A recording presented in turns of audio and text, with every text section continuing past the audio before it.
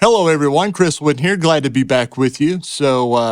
This week I would like to go ahead and pick up where I had left off a while back, talking about the history of the Texas Red Dirt Music Revolution that occurred in the early to mid 2000s in Texas, Oklahoma, and surrounding states. But before we dive right into it, I want to, for one, I want to thank each and every one of you for your comments, for reaching out and just giving me a little bit of feedback with these videos. And I appreciate everyone who's liked and subscribed to the channel, shared the videos and so forth. And if you haven't, please go down below, do the thing, we all know how this works. If you click on that subscribe button, it does make things a lot easier. It helps me to kind of gauge where I'm at and helps me bring you more videos and more content such as this. And also, if you click that little bell icon down there, it will notify you anytime that I upload new content. So please, if you haven't already, it only takes a second, doesn't cost a thing. Just go down below and click those buttons, and I thank you so much in advance for doing that. So without further ado, let's go ahead and dive right in.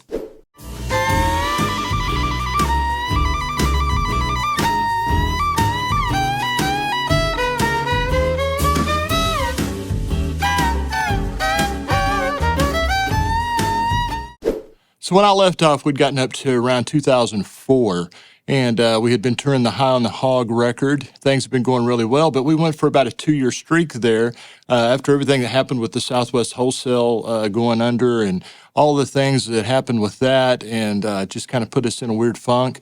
So we went for quite a while without having anything new on the radio after we had released all the singles off of that album.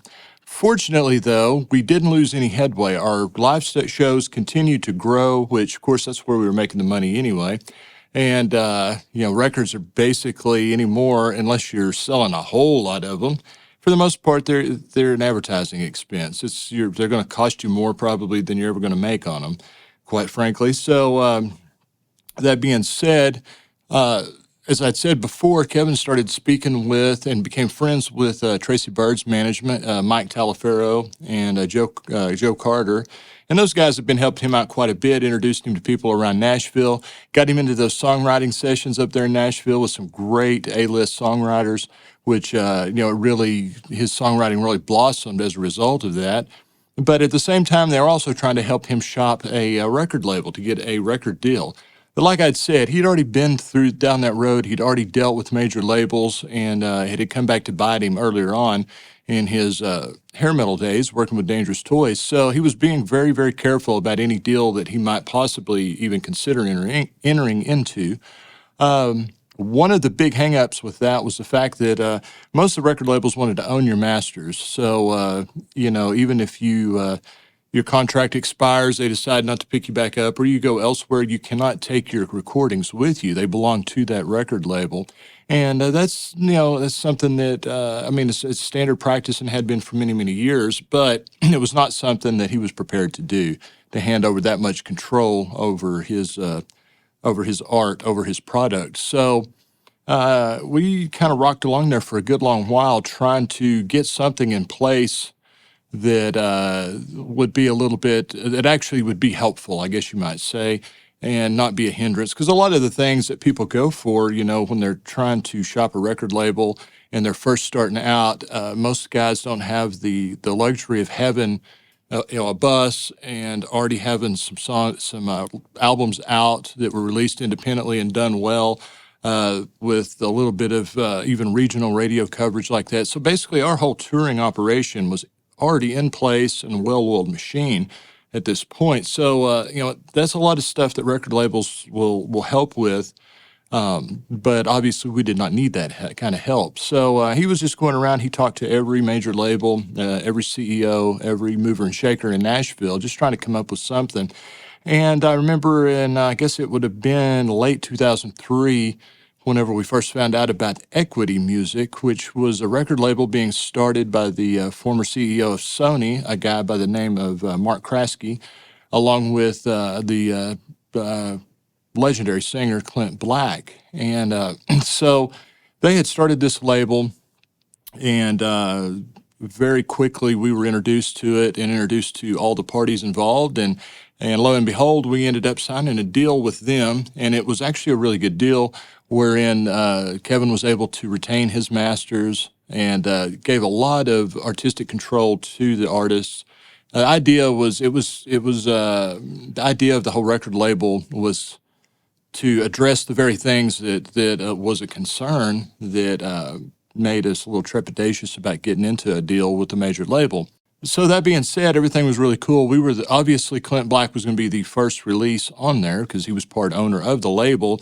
But also they signed a guy by the name of Shannon Lawson and did a record called Smoking Grass, which is a really good, talking about fast bluegrass picking, and talking about smoking grass out behind the barn, kind of a little double entendre there. But anyhow, they had Shannon, and they also signed a little band called Little Big Town. So, at that point in time, we were doing quite a bit with them. We were traveling back and forth to Nashville regularly. And that spring, we went ahead and recorded an album out at Willie's studio there at Pedernales. And it was a lot of fun working on that record project. I remember Kevin did a duet with Mark Chestnut, which was really good. Mark had just finished his Somebody Save the Honky Tonks album, and he recorded a couple of Kevin's songs on there, including Lord Loves a Drinking Man and Beer Bait and Ammo. So he literally just gotten out of the studio, and he had a rough mix with him when he came into the studio. It was great watching him track. He went in there, he and Kevin went in together to cut those vocals in that duet, and I think that he might have made 3 passes at it, and he was spot on, man. It was really good. His singing was great. And then I remember later that night, Willie was opening up the concert season there at the Backyard in Austin, so we went ahead and rode over there to the venue. Followed Willie in, went backstage, and that was a lot of fun too, getting to hang out that evening with everybody. But anyway, that record, we were very excited about that. We put a lot of work and a lot of effort into it, trying to get it all set up. And then at that point, we were having to travel back and forth to Nashville quite frequently because, of course, the label was setting up all sorts of showcases, different events. We had to go up there I think it was probably a couple of weeks after recording the album for the Broadcasters Convention, CRS, and do a little showcase there down on Broadway at, I believe we did it either at the Stage or 3rd and Lindley. I can't remember exactly now. But we were doing a lot of stuff like that and traveling back and forth quite a bit. And, of course, we were doing those with Shannon Lawson as well as Little Big Town. Spent quite a bit of time with all of those guys. But that August or middle of that summer, I guess it was, we went ahead and released that album. And that was the first time that we had put a lot of effort into trying to really come out of the gate and chart placement wise, get somewhere on the chart with at least that first week or two after the album release, which it actually did make it onto Billboard. And it was kind of interesting learning the ins and outs of that to realize that the actual UPC codes on the back of the CDs, when they scan they actually had a deal called SoundScans. And by scanning that UPC code, that's how Billboard looked at those numbers through SoundScans to figure out where your placement is and what your actual unit sold was and all that sort of stuff. And some of y'all may have noticed a lot of people will do a lot of CD release parties around the time they open up. Like every show they do for a month, there's a CD release party. We did the same thing, and also we set it up so that people, as I recall, they got into the show for free if they had a copy of the new CD with them.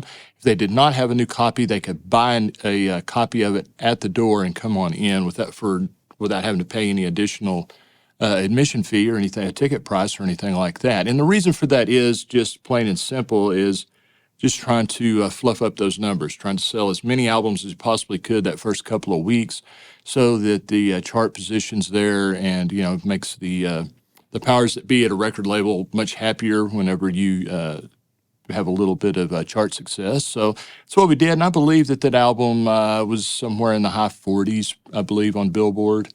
Of course, it was only on Billboard for a couple of weeks, and then I'm sure somebody like Tim McGraw or somebody like that came out with an album and just totally obliterated it. But that was kind of just the ins and outs with when we released that album. What I would like to talk about now, though, was kind of an interesting thing to me. I had been it was very exciting that first few years working the Texas scene. it was pretty much my generation of people that were the college crowd and the younger crowds that we were playing for. And most of them, like myself and everybody I grew up with, at least a decent understanding of music history, knew who artists were, like Bob Wills and Ernest Tubb and people like that, and just had a little bit more historical context, I guess you could say, musically speaking. I started to notice a shift when we started touring that album. There was a shift in the crowds as well as just in general knowledge, musical knowledge of the crowds. And now, like I said, that was around 2004 and 2005 that I started seeing that shift. Up to that point, it seemed like most of the crowds that we played for, it was almost like being in a big club along with the fans because they it was something special. It wasn't mainstream, and then they just appreciated fiddle. They appreciated all the band members. It seemed like all the fans knew everybody's name in the band and knew who played what instruments, and just knew a little bit more about it. Like I said, there in 2004, 2005, that changed. Started seeing, just in general, talking to fans as a little bit younger generation starting to show up at the shows, and they just didn't seem to have the same breadth of historical knowledge, musically speaking, and didn't seem as well versed even with instruments. I'll never forget the first time I had a person come up and ask me what kind of keyboard our steel guitar player was playing, which just totally shocked me. At that point in time, I couldn't imagine that somebody that was paying to come see a country band didn't know what a steel guitar was, but that was the case. And of course, that's become more and more common since that time, and especially in recent years, just because the steel guitar is not that prevalent and there are not that many people out there playing them, unfortunately. But that's something I did start to notice a shift there, and things seem to become a little bit more commercial, not just for us, but with the venues, with the radio stations, with everybody else in the scene. And of course, everybody was working so hard at that point. And, we weren't the only ones to start to get a major label deal like that, or a Nashville or national record deal. A lot of the other guys started getting deals as well. That was around the time, shortly before that, actually. The Universal Music Group had set up Universal South, which was a subsidiary label to handle just the Texas acts. And they had Pat Green and Cross Canadian Ragweed and some of those guys. And the other thing that I noticed around 2004, 2005 is everybody suddenly, we're getting record deals and management teams and all this sort of stuff. And I hate to say it, but, people's egos started getting a little bit more involved, and not even necessarily so much the musicians and the artists. It was probably more being driven by the management side of things. There were more arguments about who was going to open the show and who was going to headline the show and stuff like that. A little bit more bickering about things like that, and they seemed like all of a sudden they became a little bit more predominant and a little bit more common to hear those discussions like that, which I really hated to see. Up to that point in time, everybody would jump on stage with one another and jam, and it was just all fun, and everybody was having a great time.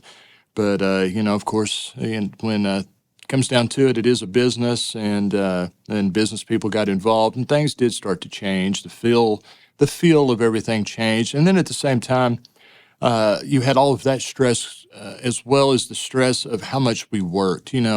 Most national touring organizations, they'll go out for 2-3 weeks at a stretch and then go home for a few weeks. And, they'll tour mostly through the spring and summer and into the fall, and kind of take it easy in the wintertime. For the Texas guys, Texas Red Dirt guys, we didn't do that. It was every weekend. It was rare that we played fewer than 3 shows a week. Usually we were on the road, usually Wednesday through Sunday, every single week.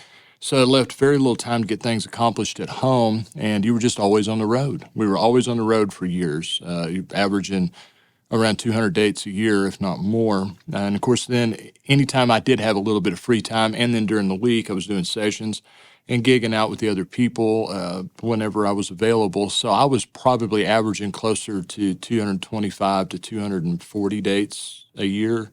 As far as live dates, sessions, I'm not really sure. I had a hard time keeping track of all the sessions that I did. Around that time, we were also looking for some good management team, and Kevin actually received a phone call from George Strait's manager, who is kind of one of the big power brokers in Nashville, a guy by the name of Irv Woolsey. And we actually lost Irv about a year ago. He passed away. But anyway, Irv contacted him and said, "I hear you're looking for management. Don't come talk to me before you sign anything or before you work with anyone else." So, long story short, we did sign to Irv's management team there for a period of time, and it just ultimately didn't really pan out for the long term because he was used to doing things the more traditional, formulaic Nashville way of doing stuff, and he basically was like, "Man, I really don't know how to help you with what you're doing," essentially. So, it was kind of a short-lived management contract, short-lived period of time there, and of course, it was totally amicable, parted ways on good terms and everything else. But it was very interesting during that period of time, spending some time around Irv there in Nashville, going around to see people, and he owned several clubs there in Nashville. And he was usually at happy hour by 3 or 4 in the afternoon, and you would see a lot of the like up the brass from the Country Music Association would come to see him about various things. The heads of CMT and stuff like that would frequently come in to just talk with him about business matters, different things over a drink. So it was really interesting to be there to be a witness to that and just see how much power really Irv had and get to visit with him a little bit. Over the years between that and working with George Strait's Ace and the whole band, I got to know Irv fairly well and spent some fair amount of time actually with him and got to visit with him, pick his brain a little bit. So it was always something that I found fascinating. Got to ask him quite a few questions and such. But anyhow, that's when things really started changing. But back to what I was saying, the stress of all of that, the stress of how much everyone was on the road at that point in time was just exhausting. And it started to show. Started looking around, and some of the guys, I mean, we were running hard, but some of the guys at that point in time, I remember around 2005, there were, I didn't really see Ragweed or Randy Rogers. Those guys, we didn't see them for the better part of a year because they were out on the road touring nationally for almost a solid year there. And then I remember finally seeing Randy and the guys right around Thanksgiving. They came and hung out with us. We had a show there in Austin, and they had just gotten home that morning, and they had to leave and go get back on the bus and head out on the road again. We're actually going to be gone until Christmas Eve. So it was, I think that sort of stress was starting to take a toll on everyone, and the exhaustion of it, and trying to keep up and maintain at the level that everyone was operating at was it was really a challenge at that point. But I do think that probably contributed to some of the shifts we started to see with just with the dynamics of working with different people and with the festivals and some of the little arguments and disagreements that came up as far as who was going to open the show and who was going to headline and all that sort of stuff. I think all of it just kind of rolled together. Everybody was just wore out, perpetually at that point, and I do think it did have an effect.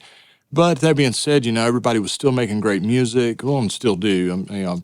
But everything was still really great, and we were having a lot of fun out on the road touring like that. So then that Loose Light Crazy record did really, really well. It kind of stepped our game up. We stepped up a level, I guess you could say, at that point in time. And there were some really great songs off of there, including Bobby Pound's tune called Don't Touch My Willie. And we had re-recorded one of the older songs, the Lord Loves a Drinking Man. And like I said, I did that duet with Chestnut, which was not a single, but it was a great song anyway. It's actually kind of a swing song called I'm the poster child for political incorrectness. It's a pretty funny song. And I bet, of course, the title track of the album, Loose, Light, and Crazy, that was a single. And but all in all, it was a great record. And that was a really great time. And we really, really had a lot of fun around that time period. And they're just playing so much. And the shows were really good. The crowds were phenomenal. And everything was just really, really rolling along quite nice. And it was quite enjoyable, I guess you could say. Anyway, I think that'll do for today. And we're going to go ahead and save the rest of it for a later date in the next installment, talking a little bit more about this history and that time period in the 2000s. And next time we'll move on into the later 2000s and how things started changing there with that. Again, I'd like to thank everybody for watching, liking, subscribing, shares, all those things.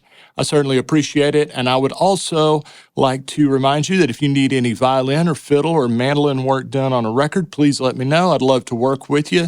I'm set up here to record. I can get those tracks together for you and we can make some magic happen together. Also, if you're interested in violin or fiddle lessons, we can do those remotely. You work around your schedule, make it real simple. Just let me know if you're interested. And with that, ladies and gentlemen, I hope you have a wonderful day, a wonderful week, and keep on picking.